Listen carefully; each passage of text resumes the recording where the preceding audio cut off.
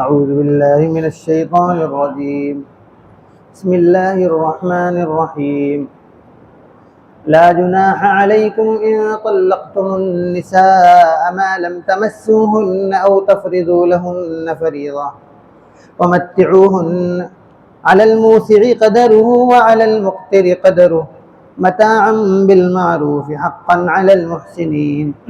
حضرات، کل نکاح کے سلسلے میں ان عورتوں کے تعلق سے بتایا گیا تھا جو عدت میں رہتی ہیں.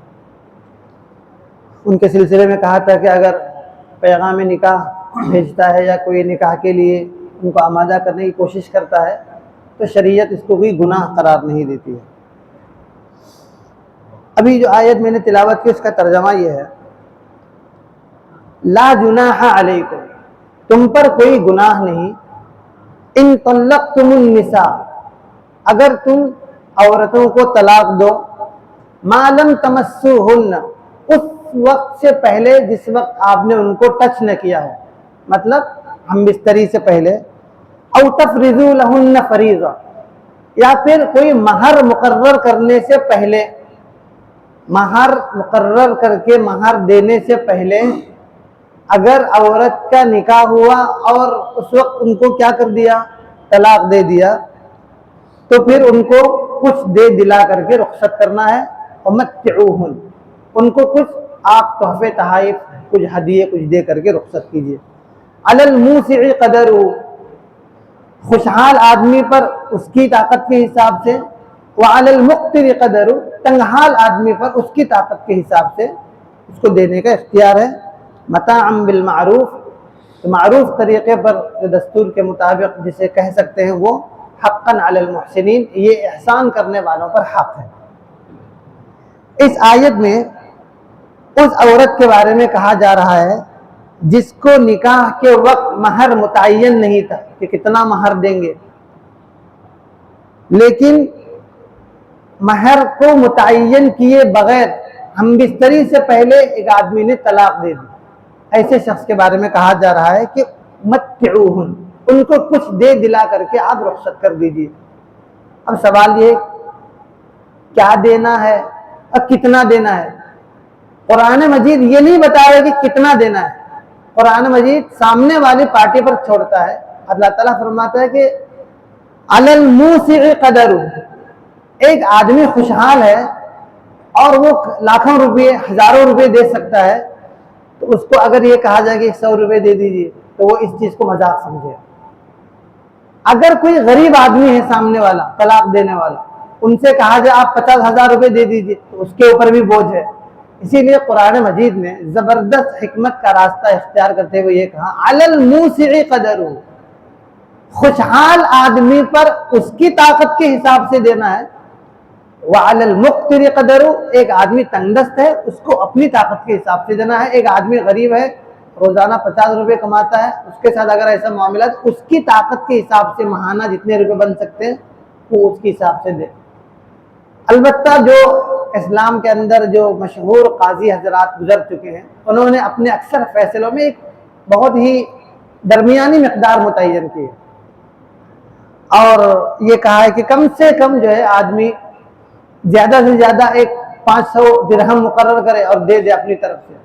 کم سے کم اگر کچھ بھی نہیں بن رہا ہے تو ایک جوڑا کپڑا عورت کو دے دے تاکہ وہ اس کی دلجوئی کا سامان رہے. اور قرآن مجید یہ کہ حقا علی المحسنین، محسنین پر یہ حق ہے، احسان کرنے والوں کو اتنا کام تو کرنا چاہیے. دوسری آیت میں اللہ تعالیٰ فرما رہا ہے وَإِن طَلَّقْتُمُوهُنَّ، اگر تم نے ان کو طلاق دی، من قبل ان تمسوهن، قبل اس کے کہ تم نے اس کے ساتھ ہم بستری نہیں کی، وقت فرضتم لہن فریضۃ، لیکن تم نے اس کا ایک مہر مقرر کیا اور اب طلاق دے دی، لیکن طلاق دی ہم بستری نہیں کی، تو کتنا دینا ہے؟ فنصف ما فرضتم، تو جتنا تم نے طے کیا ہے مہر اس کا نصف حصہ دے دیجیے. الا ان یعفون، الا یہ کہ عورت معاف کر دے، او یعفو الذی بیدہ عقدۃ النکاح، یا وہ شخص معاف کر دے آدھا مہر جس کے ہاتھ میں نکاح کی ڈوری ہے. نکاح کی ڈوری کس کے پاس ہے؟ مرد کے ہاتھ میں ہے.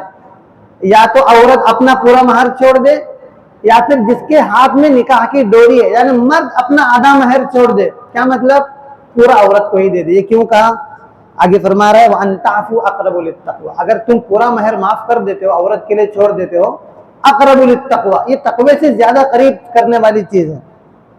وَلَا تَنْسَوْا الْفَضْلَ بَيْنَكُمْ، اور مردوں سے اللہ تعالیٰ یہ کہہ رہا ہے کہ تم اپنا فضل مرتبہ جو ہم نے تم کو دیا ہے اس کو نہیں بھولنا چاہیے۔ ان اللہ بما تعملون بصیر، تم یہ سب جو کچھ کام کر رہے ہو اللہ تعالیٰ اس کو جانتا ہے۔ یہاں پر کس عورت کے بارے میں کہا گیا؟ اس عورت کے بارے میں کہا گیا جس کے ساتھ نکاح ہوا، مہر متعین ہوا، طلاق ہوئی ہم بستری کرنے سے پہلے، تو کتنا دینا ہے؟ فنصف ما فرضتم، جو مہر متعین کیا ہے اس کا نصف حصہ دیا جائے گا۔ اس نصف حصے کو قبول کرنے سے عورت اگر کہہ دے کہ نہیں ہم کو یہ بھی نہیں چاہیے، جب طلاق ہی تم نے دی ہے تو یہ مہر کا ہم کیا کریں گے، اب تو ہم بستری بھی نہیں ہوئی، لہٰذا یہ مہر آپ لے لیجیے، تو ٹھیک ہے مرد لے لے گا۔ یا پھر قرآن مجید یہ کہہ رہا ہے او یعفو الذی بیدہ عقدۃ النکاح، تو نصف مہر دینا ہے، عورت معاف کر دے آدھا نہیں چاہیے کہہ دے تو ٹھیک، مرد کہہ دے کہ مجھے جو آدھا مہر لینا ہے میں یہ معاف کر رہا ہوں، پورا مہر ہی آپ رکھ لیجئے، ہو سکتا ہے آپ کو کام ہے ہم آپ سے ابھی کیونکہ رہنا نہیں ہے تو پورا مہر ہی رکھ لیجئے۔ یہ کہہ کر کے اللہ تعالیٰ نے مرد کو 3 جگہوں پر 3 باتوں کے ذریعے سے ابھارا ہے کہ آپ پورا مہر چھوڑ دیجئے عورت کے لیے، 3 بنیادیں ہو سکتی ہیں۔ نمبر یہ کہ یہ تقوی سے قریب کرنے والی چیز ہے، اللہ کے خوف سے اور تقوی کو سب سے زیادہ قریب کرنے والی چیز یہ ہے کہ آپ فراخ دلی کا مظاہرہ کریں، جو مہر شریعت آپ کو آدھا واپس لینے کا اختیار دیتی ہے آپ چھوڑ دیجئے، تقوی کا حوالہ دے کر کے پہلی بات کی۔ دوسری بات اللہ تعالیٰ نے کہی وَلَا تَنْسَوْا الْفَضْلَ بَيْنَكُمْ، جو فضیلت اللہ تعالیٰ نے آپ کو عورتوں پر دی ہے، طاقت کے اعتبار سے، فیصلے کرنے کے اعتبار سے، قوام ہونے کی حیثیت سے، آپ اس فضل مرتبے کو مت بھولیے۔ آدھا مہر اگر آپ عورت کے لیے چھوڑ رہے ہیں پوری چیز تو پورا دے دیجیے۔ پھر آخر میں اللہ تعالیٰ یہ بھی کہہ رہا ہے کہ مرد کو اللہ تعالیٰ نے جو صلاحیتیں دی ہے، طاقت دی ہے، جو اللہ تعالیٰ نے جو پاور مرد کو دیا ہے، اس کا تقاضا یہ ہے کہ آپ ان آدھے مہر کے کو جو ہے جھگڑا کر کے حاصل کرنے کے وجہ پورا مہر ہی چھوڑ دیجیے۔ ان اللہ بما تعملون بصیر، اللہ تعالیٰ جانتا ہے کہ تم کیا کچھ کر رہے ہو، دیکھ رہا ہے، ہر چیز معلوم ہے کہ کون کس نیت سے آدھا مہر چھوڑ رہا ہے، کون کس نیت سے آدھا مہر کس جھگڑا کر کس طرح سے جو ہے جھگڑا کر کے لے رہا ہے، سب کچھ اللہ تعالیٰ جانتا ہے۔ تو یہاں پر جو ہے طلاق یافتہ عورتوں کی کل 4 قسمیں ہوئی مہر دینے کے اعتبار سے۔ نمبر 1، وہ عورت جس کا حق مہر مقرر ہے لیکن مرد نے حق مہر مقرر بھی کیا اور اس کے ساتھ ہم بستری بھی کیا عورت کے ساتھ، تو اس کو پھر طلاق ہوئی تو پورا مہر بہرحال دینا پڑے گا۔ نمبر 1۔ دوسری قسم، نکاح کے اندر حق مہر مقرر نہیں کیا اور ہم بستری بھی نہیں کی، لہذا کچھ مال دے کر کے الگ کرنا ہے، جس کی ابھی پہلی آیت کے اندر بات ہے۔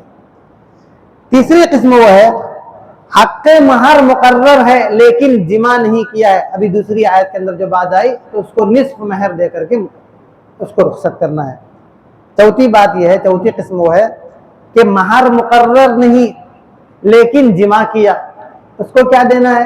اس کو کہتے ہیں مہر مثل دینا ہے، یعنی اس عورت کے خاندان کے اندر جو مہر چلتا ہے عرف عام کے اندر وہ مہر دے کر کے متعین کر کے رخصت کر دینا ہے۔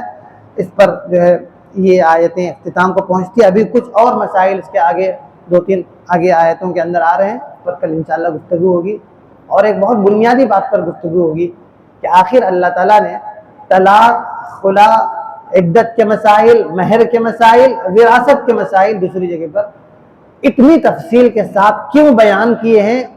کیا اس کے اندر کوئی اپنی طرف سے دماغ لگا کر کے فیصلے نہیں کر سکتا ہے، یا کوئی کر بھی سکتا ہے؟ اگر کر سکتا ہے تو اللہ تعالیٰ نے اتنی تفصیلات بڑی جزئیات کے ساتھ جو ہے کیوں بیان کیے، اس پر بھی انشاءاللہ گفتگو ہوگی۔